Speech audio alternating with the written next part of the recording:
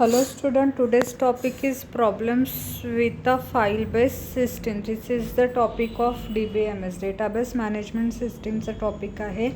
File based सिस्टीमचे कोणकोणते problems आहेत ते बघणार आहे आपण. यामध्ये 4 टाइप ऑफ प्रॉब्लेम्स दाखवलेले आहे. फर्स्ट आहे data redundancy, lack of data integrity, then आहे data availability, control by management.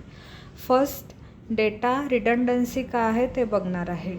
Some data may be duplicated in a many files. काय म्हटलं आहे की काही डेटा हा डुप्लिकेट राहू शकतो वेगवेगळ्या फाईल्समध्ये. It means that it is a technique for eliminating duplicate copies of a repeating data. म्हणजे एकच डेटा कॉपी केलेला असतो आणि तो वेगवेगळ्या फाईल्समध्ये सेव्ह करून आहे.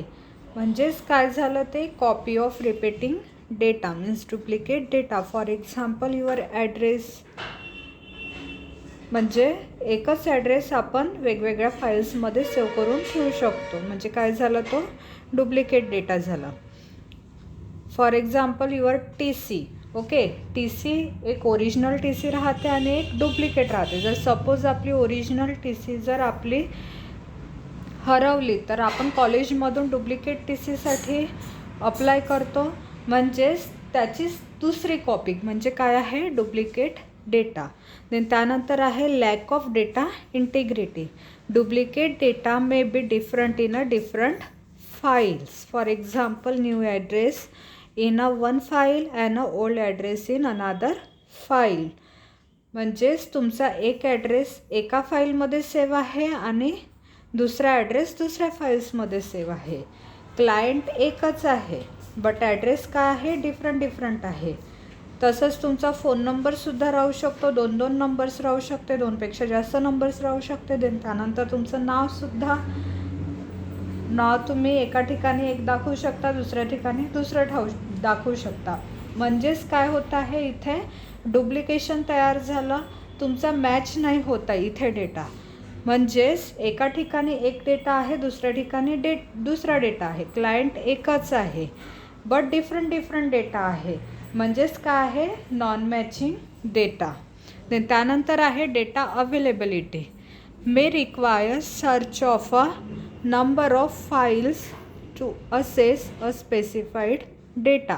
एखादी डेटा आपल्याला जर सर्च करायचा असेल म्हणजे सेव्ह करून ठेवला आहे आणि तो एखाद्या फोल्डरमध्ये सेव्ह केलेला आहे आणि तो सर्च करायचा आहे, आपल्याला दिसून नाही राहिला आहे, तेव्हा आपण काय करतो सर्च फाईल अप्लाय करतो. सर्च फाईलमध्ये काय करतो सर्च करतो डेटा. जर अवेलेबल असेल तर तुम्हाला काय होणार आहे ते फोल्डर शो करेल. म्हणजे या फोल्डरमध्ये ही फाईल तुमची सेव्ह करून आहे.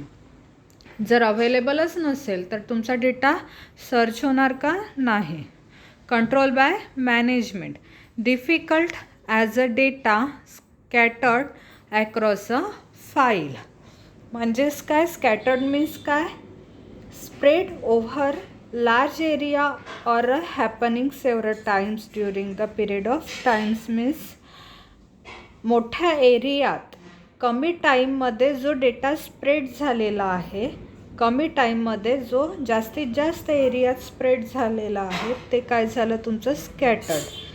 तसा डेटा मॅनेज करायला काय होते डिफिकल्ट जाते. For example your corona virus. आता जे चालू आहे जगात कोरोना व्हायरस ते काय झालं आहे कमी वेळेमध्ये पूर्ण ओव्हरऑल जगाला काय केलं आहे त्यांनी कव्हर केलं आहे कोरोना व्हायरसने. आणि त्याला कंट्रोल करायसाठी काही ना काही डिफिकल्टी चालल्या आहे, कारण की तो कमी वेळेत पूर्ण ओव्हरऑल जगाला काय करत आहे, पूर्ण ओव्हरऑल जगामध्ये काय होत आहे स्प्रेड होत आहे. तर हे काय झालं कंट्रोल बाय मॅनेजमेंट. देन त्यानंतर आपण बघणार आहे objectives of a database management system.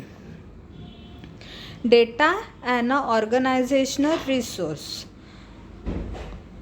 Data काय आहे एक ऑर्गनायझेशनल रिसोर्स आहे.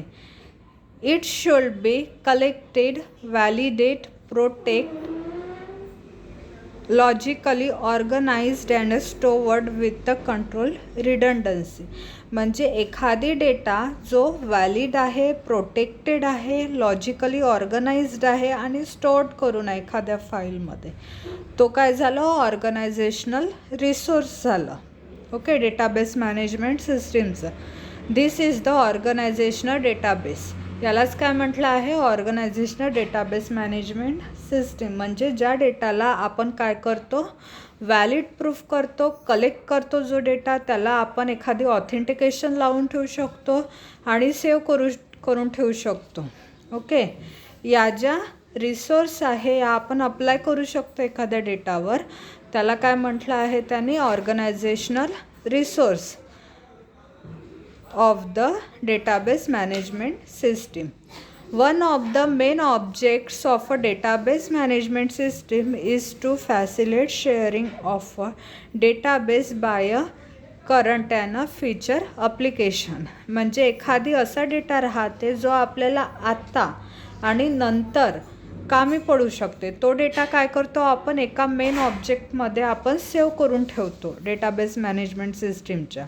ओके, म्हणजे जो इम्पॉर्टंट डेटा आहे त्याच्या ॲप्लिकेशन्स आपण काय करतो, सेव्ह करून ठेवतो एका इम्पॉर्टंट फाईलमध्ये शेअर करतो. Database management system must ensure data independence for a programs. Data independencies to be provided to a application programs. Database independencies काय करते की एखाद्या ॲप्लिकेशनमध्ये तो काय करते, प्रोग्राम सेव्ह करून ठेवते. म्हणजे एखाद्या ॲप्लिकेशनमध्ये डेटा काय करते, सेव्ह करून ठेवते इम्पॉर्टंट डेटा. म्हणजे ती ॲप्लिकेशन आपण काय करतो, ओपन करू शकतो, देन कॉपी पेस्ट करू शकतो. ओके, बट ते जर मेन ॲप्लिकेशन असेल तर आपण त्याला डिलीट करू का, नाही. Data independencies allows change of a database without affecting application program. त्या डेटाबेस सिस्टीममधला डेटा आपल्याला चेंज करायचा आहे, बट त्याच्या ॲप्लिकेशनवर अफेक्शन झालं पाहिजे का त्याचं, नाही.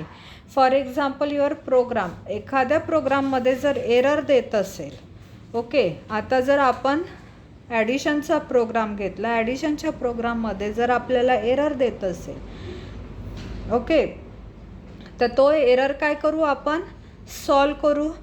बट आपल्याला ॲडिशनचं सबस्ट्रॅक्शन झालं पाहिजे का, नाही.